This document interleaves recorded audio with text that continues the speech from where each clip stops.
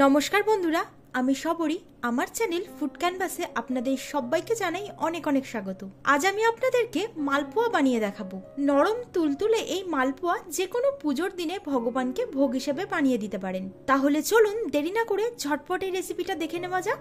প্রথমে একটা বড় পাত্রের মধ্যে নিলাম 2 কাপ ময়দা। মেজারিং কাপের 2 কাপ নিয়েছি। সঙ্গে দিচ্ছি 2 কাপ চিনি, আর এরই সঙ্গে দিয়ে দেব 2 কাপ পরিমাণ সুজি। মাপটা কিন্তু অবশ্যই মনে রাখবেন, যতটা ময়দা নিতে হবে ঠিক ততটাই কিন্তু সুজি আর চিনি নিতে হবে। এবার সবকিছুকে খুব ভালোভাবে প্রথমে মিশিয়ে নেব। এবার আমি এর মধ্যে দুধ দিয়ে দিচ্ছি। এখানে আছে 4 কাপ পরিমাণ দুধ।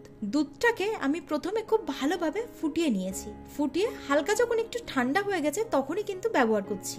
এবারে খুব ভালোভাবে নাড়াচাড়া করে এটাকে মিশিয়ে নিতে হবে। লক্ষ্য রাখবেন যেন এর মধ্যে কোনো লাম্পস না থাকে। প্রথমে আমি 3 কাপ পরিমাণ দুধ দিলাম, আর 1 কাপ পরিমাণ দুধ রেখে দিয়েছি পরে দেওয়ার জন্য। ভালোভাবে এটাকে মিশিয়ে নেওয়ার পর ঢাকনা চাপা দিয়ে 3 ঘন্টার জন্য রেস্টে রাখতে হবে।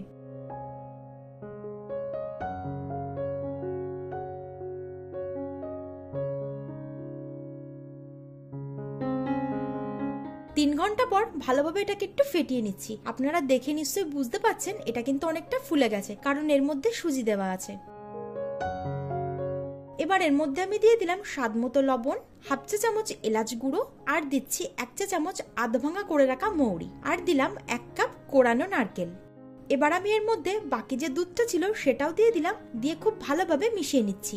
দেখুন ব্যাটারটা কিন্তু এরকম ঘনত্বের হতে হবে, খুব বেশি পাতলা না, আবার খুব বেশি গাঢ় না। ব্যাটার আমাদের রেডি হয়ে গেছে। এবার এটাকে ভেজে নেওয়ার পালা।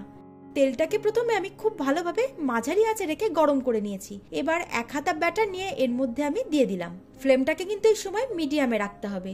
খুব বেশি লোতে রাখবেন না, আবার খুব বেশি হাইতেও দেবেন না।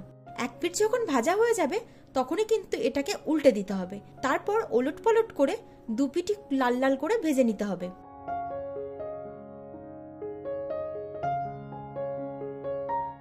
ব্যাটারটা যদি ঠিকঠাক ভাবে তৈরি করা হয় তাহলে কিন্তু মালপোয়াটা একদম পারফেক্ট ভাবে তৈরি হবে। দেখুন ঠিক একইভাবে বাকি যে মালপোয়াগুলো আছে সেগুলোকেও আমি রেডি করে নেব। প্রত্যেকটা কিন্তু দুর্দান্ত ফুলছে, আর এগুলো কিন্তু একদম নরম তুলতুলে হবে। আপনারা বাড়িতে অবশ্যই একবার বানাবেন। আজকের রেসিপিটি আপনাদের কেমন লাগলো অবশ্যই কমেন্টে জানাবেন। ভালো লাগলে লাইক আর শেয়ার করতে ভুলবেন না। আমার চ্যানেলে নতুন বন্ধু হলে চ্যানেলটা সাবস্ক্রাইব করে নেওয়ার অনুরোধ রইল। পাশে থাকা বেল আইকনটি অবশ্যই ক্লিক করে দেবেন, তাহলে আমি আমার চ্যানেলে নতুন কোনো ভিডিও আপলোড করলে তার নোটিফিকেশনটাও আপনাদের কাছে পৌঁছে যাবে। একটা মালপোয়া আপনাদেরকে কেটে দেখিয়ে দিচ্ছি এটা কতটা নরম হয়েছে, দেখে নিশ্চয়ই বুঝতে পারছেন। আজ তবে এই পর্যন্তই। আবার হাজির হয়ে যাব নতুন একটা ভিডিও নিয়ে। আপনারা ভালো থাকবেন, সুস্থ থাকবেন। ধন্যবাদ।